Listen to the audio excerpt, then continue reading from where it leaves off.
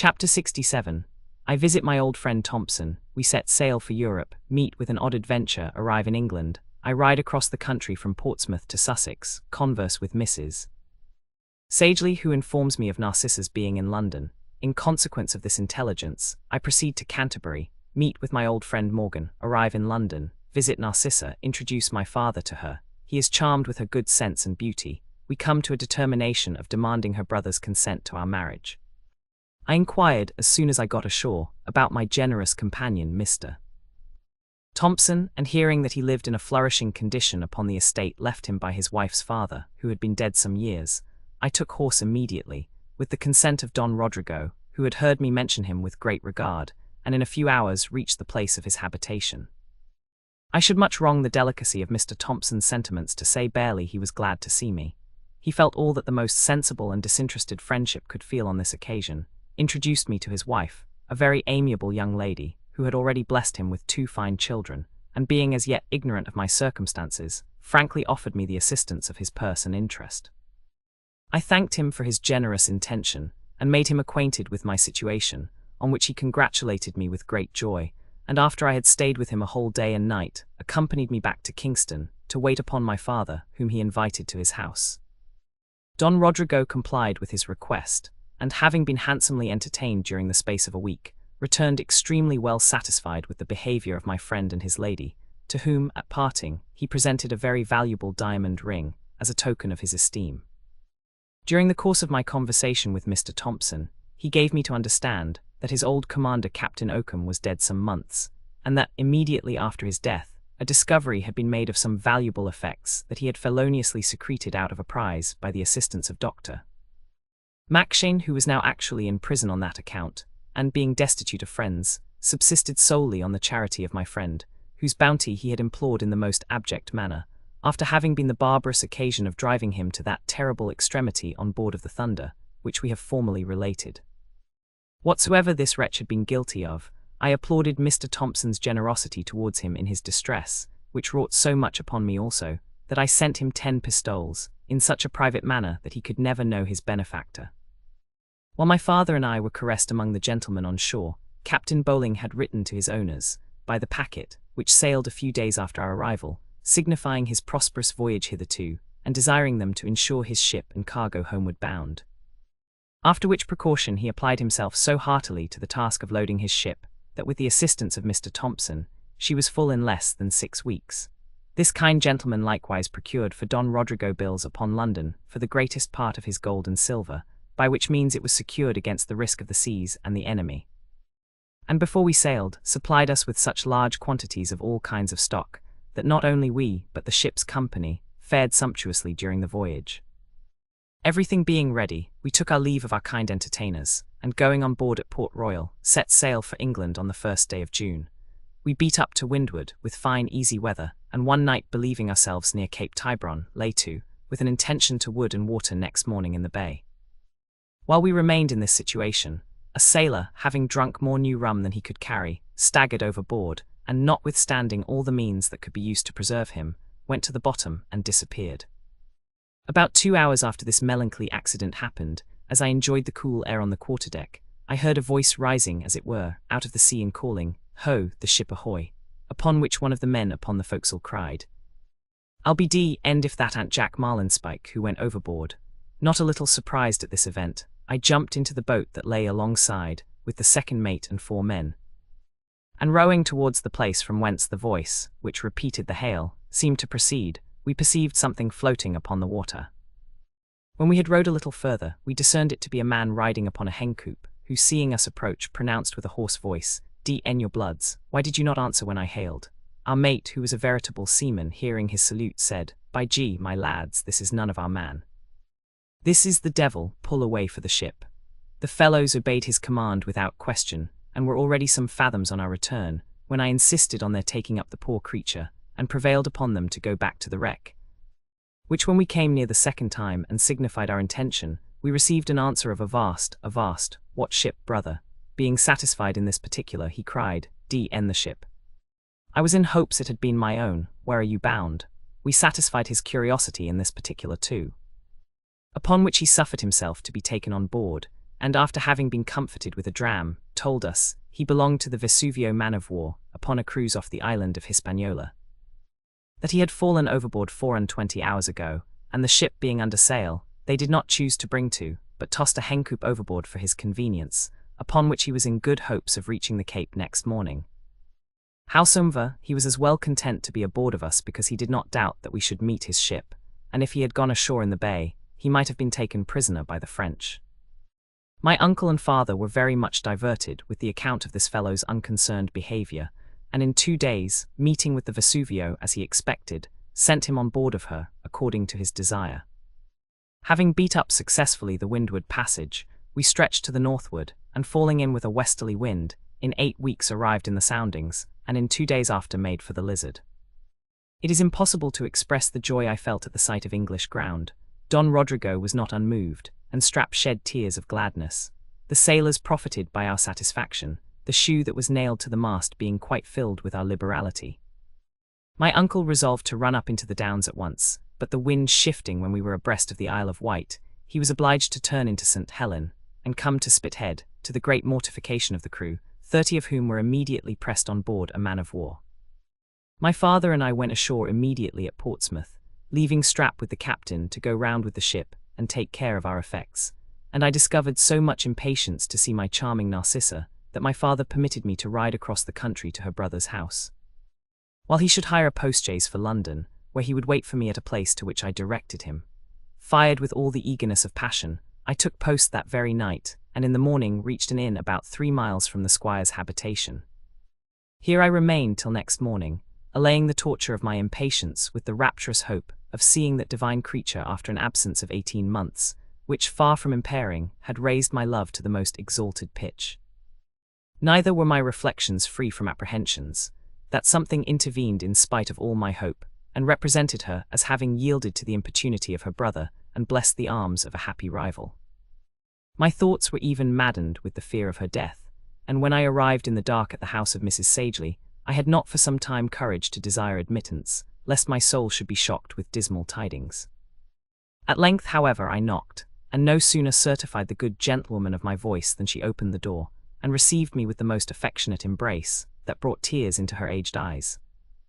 "For heaven's sake, dear mother," cried I, "tell me how is Narcissa? Is she the same that I left her?" She blessed my ears with saying, "She is as beautiful, in as good health, and as much yours as ever." Transporting at this assurance, I begged to know if I could not see her that very night, when this sage matron gave me to understand that my mistress was in London, and that things were strangely altered in the squire's house since my departure.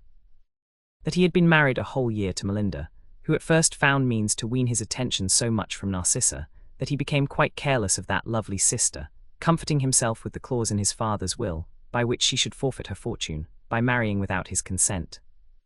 That my mistress, being but indifferently treated by her sister-in-law, had made use of her freedom some months ago, and gone to town, where she was lodged with Miss Williams, in expectation of my arrival, and had been pestered with the addresses of Lord Quiverwit, who, finding her heart engaged, had fallen upon a great many shifts to persuade her that I was dead, but finding all his artifices unsuccessful, and despairing of gaining her affection, he had consoled himself for her indifference, by marrying another lady some weeks ago, who had already left him on account of some family uneasiness.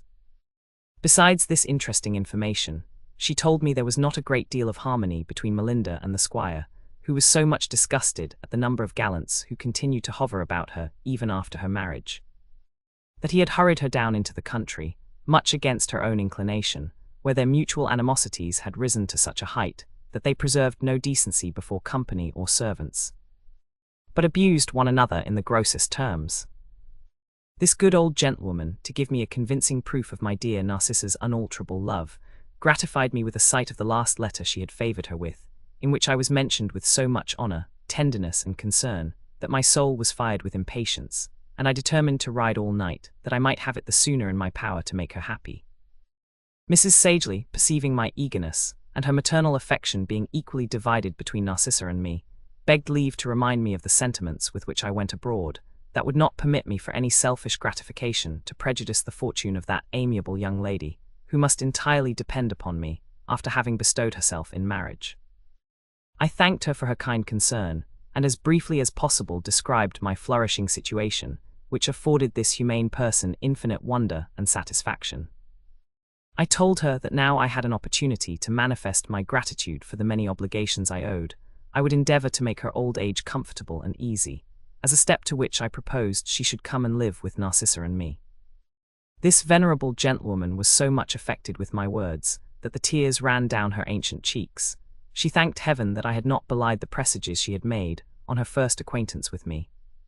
Acknowledging my generosity, as she called it, in the most elegant and pathetic expressions, but declined my proposal on account of her attachment to the dear melancholy cottage where she had so peacefully consumed her solitary widowhood.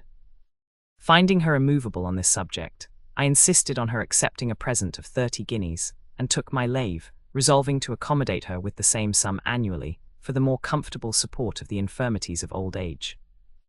Having rode all night, I found myself at Canterbury in the morning, where I alighted to procure fresh horses, and as I walked into the inn, perceived an apothecary's on the other side of the street, with the name of Morgan over the door.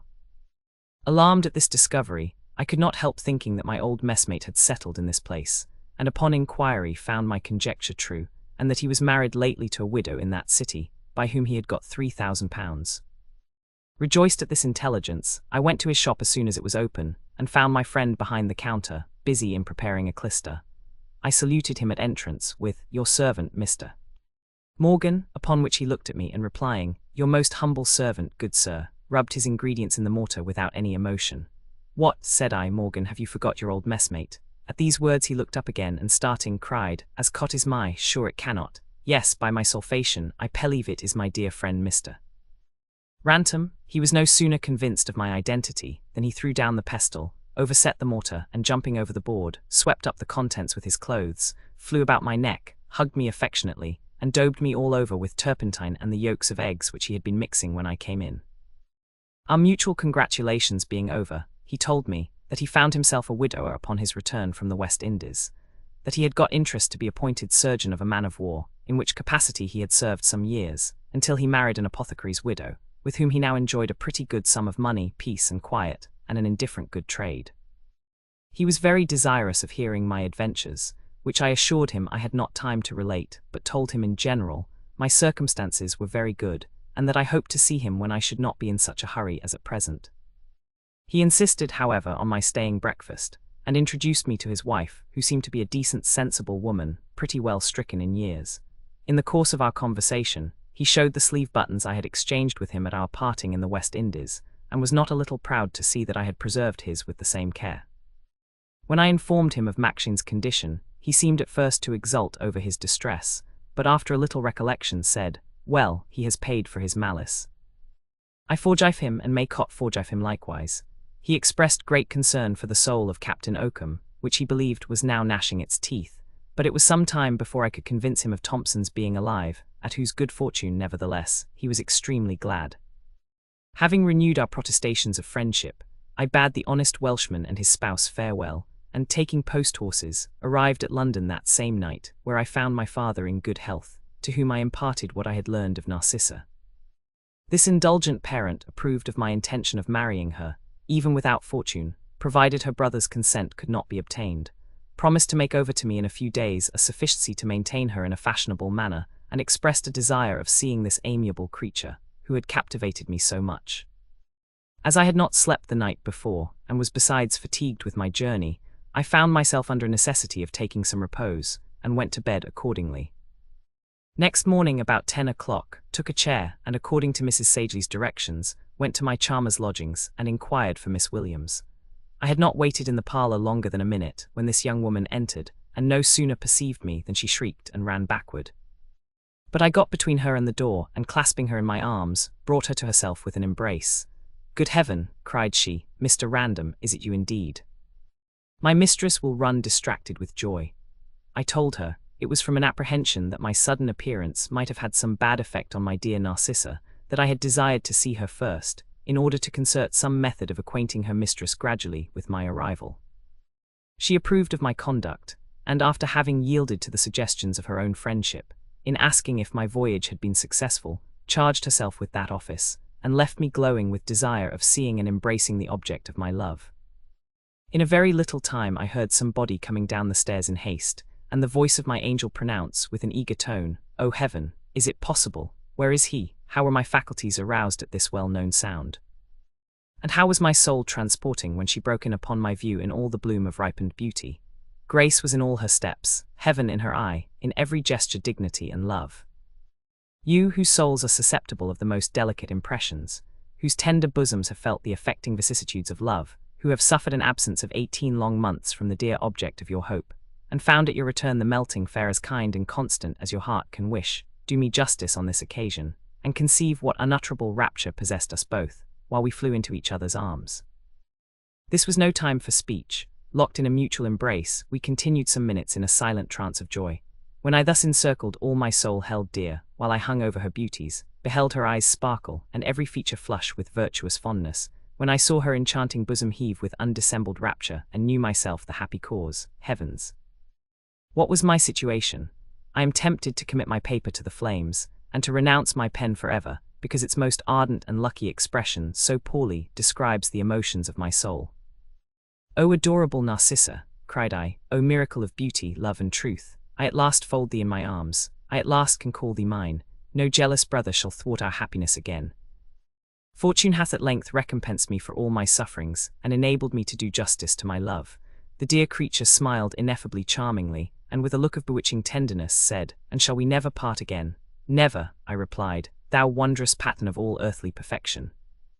Never until death shall divide us. By this ambrosial kiss, 1,000 times more fragrant than the breeze that sweeps the orange grove, I never more will leave thee."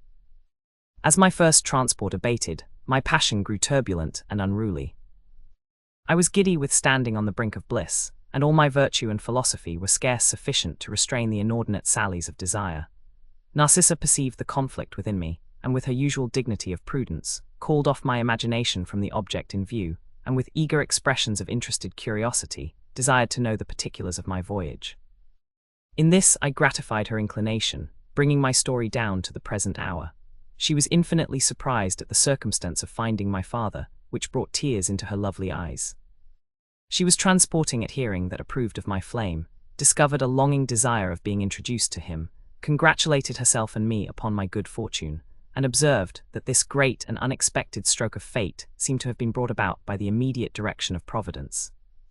Having entertained ourselves some hours with the genuine effusions of our souls, I obtained her consent to complete my happiness as soon as my father should judge it proper. And applying with my own hands a valuable necklace, composed of diamonds and amethysts set alternately, which an old Spanish lady at Paraguay had presented me with, I took my leave, promising to return in the afternoon with Don Rodrigo.